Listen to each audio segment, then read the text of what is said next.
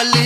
அப்படி எங்க ஆயா மலையனூர் அங்காள பரமேஸ்வரி பாப்பார் மண்ட மட்டும் அவளுடைய கழுத்துல ஆடல